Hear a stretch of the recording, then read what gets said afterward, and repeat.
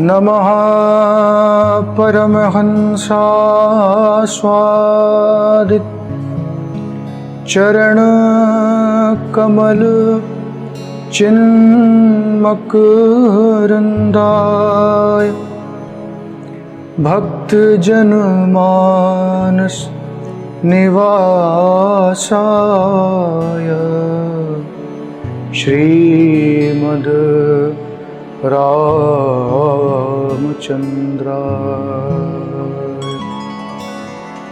अहं हरे तव पादैकमूला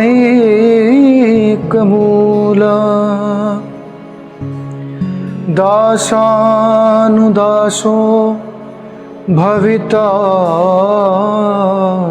भूया मना स्मरेतासु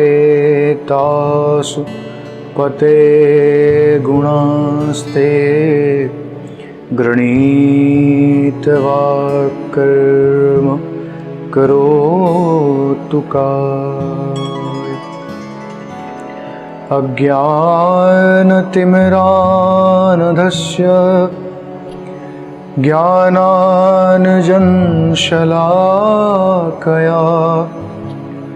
चक्षुरुन्मीलितं येन तस्मै श्री गुरुवे नमः। जय जय श्री राधारमण, जय जय नवल किशोर, जय गोपी चित्तचोर प्रभु, जय जय माखन चोर, जय जय माखन चोर।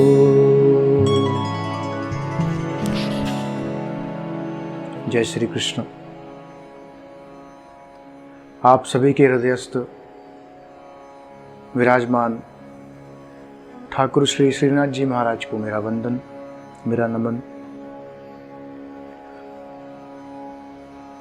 आज कुछ विशेष चर्चा लेकर के आप सभी के सम्मुख आना सुगम हुआ है, उपलब्ध हो पाया है।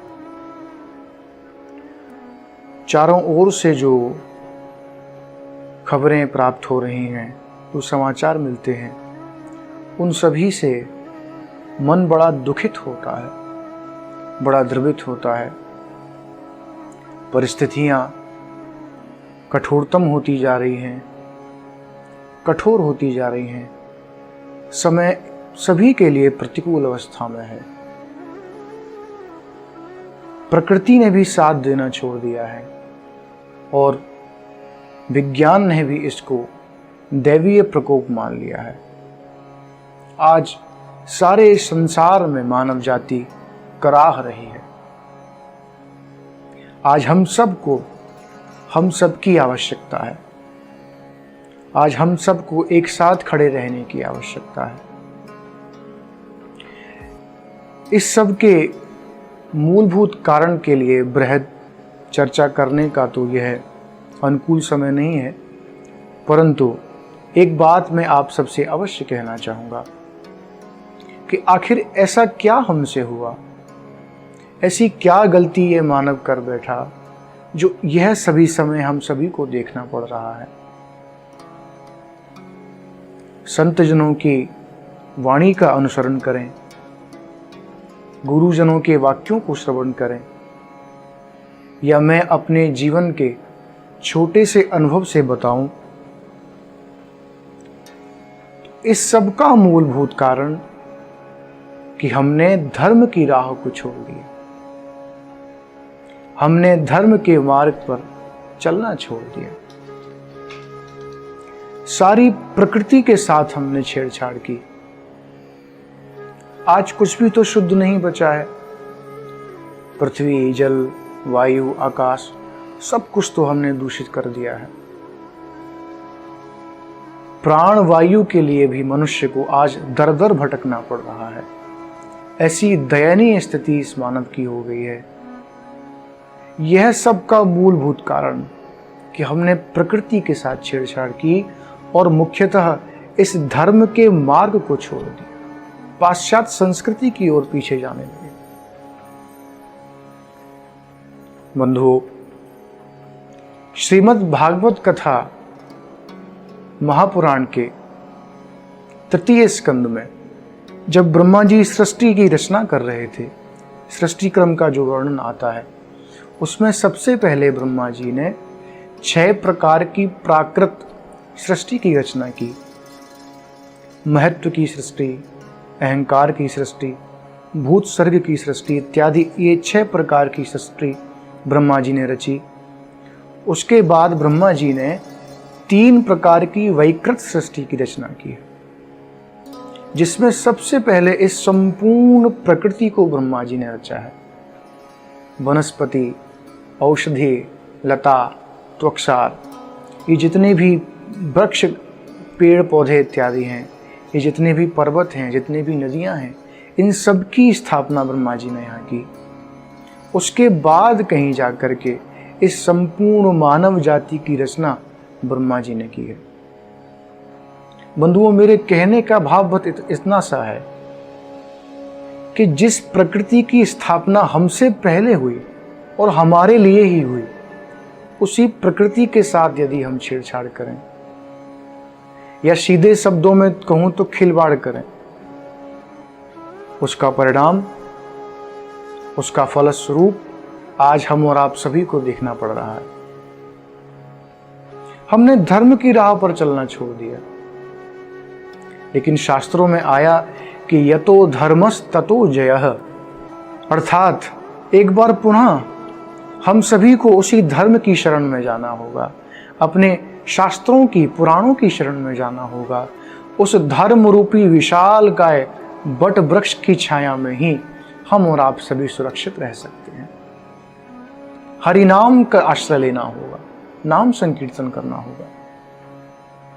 मेरे प्यारे, वैसे तो हम और आप सभी जानते हैं कि समय कभी किसी के लिए नहीं ठहरता, परंतु इस कठोरतम समय को यदि जल्दी से पार करना है तो हरि नाम का आश्रय हम और आप सभी को लेना होगा। आइए हम सभी लोग दोनों हाथ उठा करके ठाकुर जी से प्रार्थना करें, उनसे निवेदन करें कि हे प्रभु, अब तो आप ही हमारी रक्षा कर सकते हैं।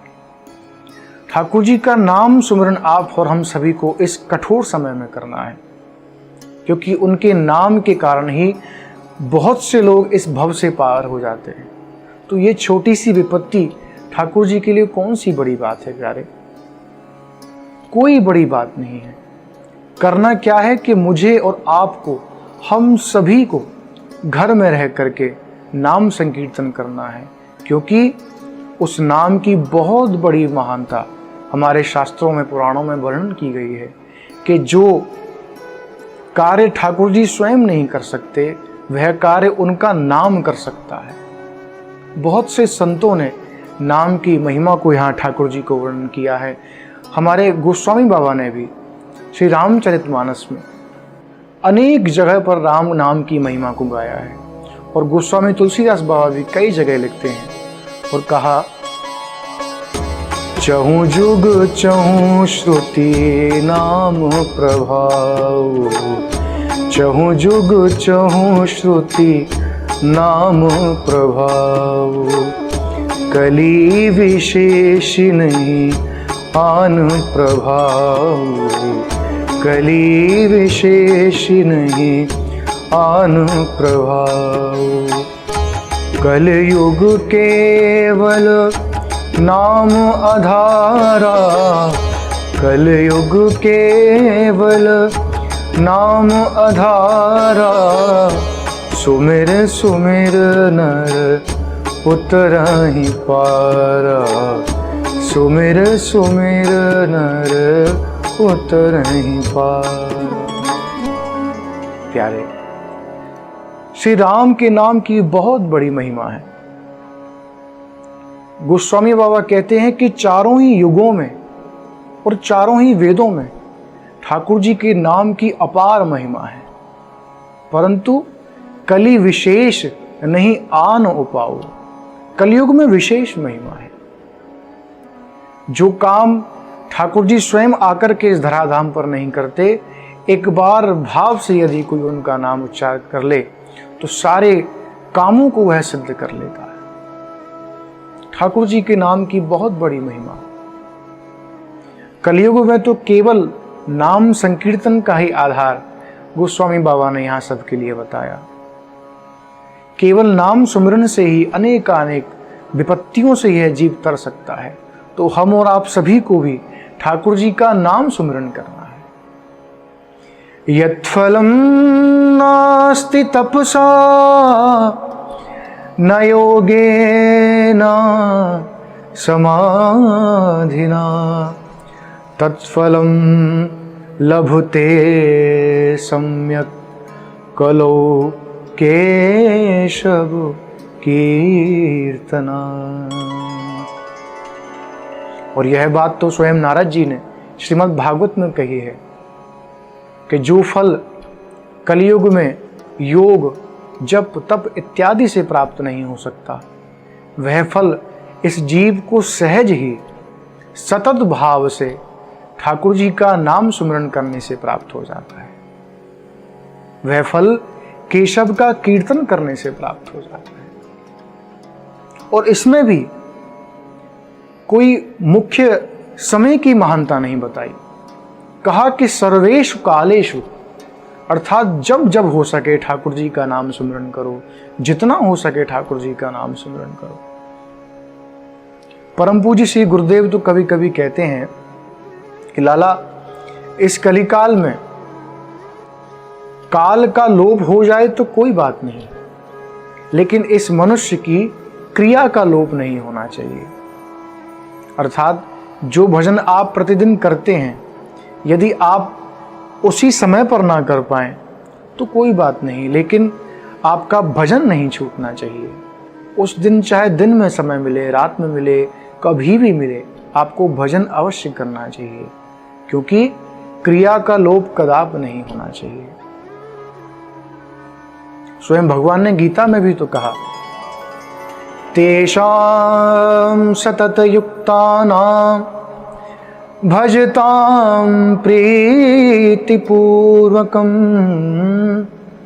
ददामि बुद्धि योगं तं येन माम् उपयान्ति ते। जो कोई भी मेरा भक्त सतत निस्वार्थ भाव से सप्रेम मुझे भजता है, सतत युक्तानाम प्रीति पूर्वकम भजामि, जो कोई भी मुझे सतत रूप से भजता है उसको बुद्धि योग भी मैं ही प्रदान करता हूँ, उसके समस्त क्लेशों को मैं हर लेता हूँ और उसको सारी बाधाओं से मैं मुक्त कर देता हूँ। ठाकुर जी स्वयं अपने नाम की महिमा श्रीमद् भगवत गीता में कह करके अर्जुन को सुनाते हैं। जब जब ठाकुर जी के नाम की महिमा की चर्चा होती है, भाई मेरे, मुझे तो केवल एक ही कथा याद आती है, जिस कथा में भगवान के सबसे बड़े सेवक, उन्होंने भगवान के नाम की महिमा को प्रतिष्ठित कर दिया। श्री हनुमान जी महाराज, आप सभी लोग जानते हैं सुंदर कांड के समय किस प्रकार से श्री हनुमान जी महाराज ने राम जी के नाम का सहारा लेकर के ही इस समुद्र को लांगा है। रास्ते में जो भी दैत्य यहाँ आए, राक्षस यहाँ आए, उन सब का संहार किया है, लंका में प्रवेश किया है, माँ सीता से मिले हैं और लंका के दुर्ग, वहाँ के हथियार इत्यादि की खोज भी कर करके पुनः वापस राम जी के पास जब हनुमान जी महाराज आए, सभी लोग बड़े प्रसन्न हैं। और आप सभी संतों के मुख से श्रवण किया करते हैं कि हनुमान जी ने कितना बड़ा कार्य यहाँ श्री राम जी के लिए किया, कि अगर हनुमान जी माँ सीता का पता नहीं कर पाते तो शायद इतनी शीघ्रता से यह रावण राम जी के हाथों नहीं मारा जा सकता था। हनुमंत लाल ने बहुत बड़ा कार्य यहाँ राम जी के लिए किया। आकर के राम जी के चरणों में गिर पड़े हैं, राम जी को साष्टांग प्रणाम किया है। राम जी ने जैसे ही हनुमान जी को देखा, राम जी भी द्रवित होकर के अपने हाथ से हनुमान जी के सर को सहलाते हैं। राम जी भी कहते हैं, बंधु सुन कपितो ते उऋण में नाही। हनुमान जी, मैं आपने जो मुझे ऋण प्रदान किया है, इससे कभी उऋण नहीं हो सकता, इसे मैं कभी चुका नहीं सकता। लेकिन हनुमान जी ने कहा, प्रभु सो सब तब प्रताप रघुराई। प्रभु मेरी क्या इसमें कोई बड़ाई, सब कुछ आपका ही तो किया हुआ है। मेरे पास कोई बल नहीं, कोई तेज नहीं, कुछ नहीं, केवल और केवल आपके नाम का सहारा ही तो है प्यारे। और हनुमान जी बारंबार प्रणाम करके ठाकुर जी को निवेदन करते हैं कि केवल आपके नाम के सहारे ही मैंने ये सब कार्य किया है, आपके नाम के कारण ही मैं इस छवि को प्राप्त हो पाया। प्रभु कर पंकज कपि के शीशा, सुमिर सुदशा मगन गौरी सा। इस कथा को जब माँ गौरा श्रवण कर रही थी, शंकर जी श्रवण करा रहे थे, इस प्रसंग को कहते कहते शंकर जी स्वयं भाव विभोर हो गए। सुमिर सुदशा मगन गौरीशा, शंकर जी सुध बुध खो करके इस प्रसंग को गौरी माँ को सुनाते हैं।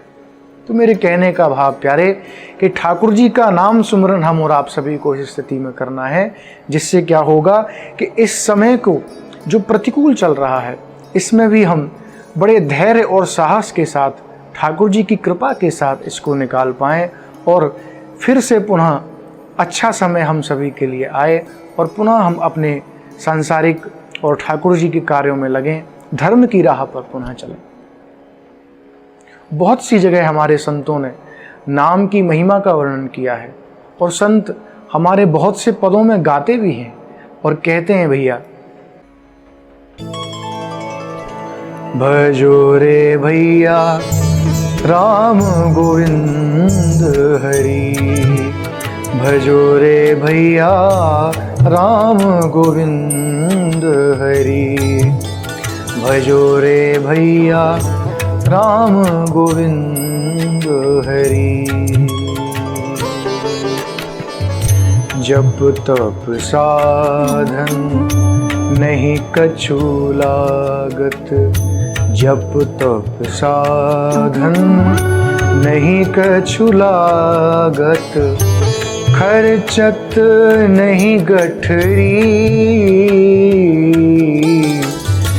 खर्चत नहीं गठरी, भजो रे भैया राम गोविंद हरि, भजो रे भैया राम गोविंद हरि। संतत संपत सुख के कारण, संतत संपत सुख के कारण, जासों भूल परी, जासों भूल परी, कहत कबीरा राम न जामुख, कहत कबीरा राम न जामुख, तामुख धूल भरी, हारे भैया तामुख धूल भरी, भजो रे भैया राम गोविंद हरि, भजो रे भैया राम गोविंद हरि, भजो रे भैया राम गोविंद हरि। भजो रे भैया राम गोविंद हरि। इस संसार में केवल हरिनाम का आश्रय ही इस जीव को लेना चाहिए। तो मेरे कहने का भाव, इस प्रतिकूल समय में भी हम और आप सभी को केवल नाम संकीर्तन करना है, ठाकुर जी का सुमिरन करना है, जिससे कि हमको धैर्य प्राप्त हो, साहस प्राप्त हो और इस प्रतिकूल समय से हम और आप सभी बाहर निकल सकें। यदि आवश्यक ना हो तो अपने घरों से बाहर ना निकलें, मास्क और सैनिटाइजर का प्रयोग अवश्य करें। और मैं पुनः एक बार अपनी बात दोहराऊंगा कि आज हम सब की आवश्यकता है।